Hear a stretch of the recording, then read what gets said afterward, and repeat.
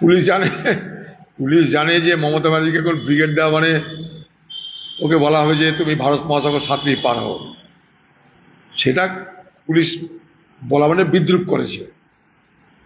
পুলিশের এটা করা উচিত না, কারণ ব্রিগেডে পারমিশন তো পুলিশ দেয় না, ব্রিগেডের পারমিশন দেয় সামরিক বাহিনী। তো যাই হোক, শহীদ দিবস পালন প্রত্যেক বছর কলকাতায় তৃণমূলের জমানায় একটা করে তৃণমূলের বার্ষিক উৎসবে রূপান্তরিত হয়েছিল, অ্যানুয়াল ফেস্টিভ্যাল। মাছ, মাংস, ডিম সব কিছু ছড়াছড়ি ছিল, দেখেছি আমরা।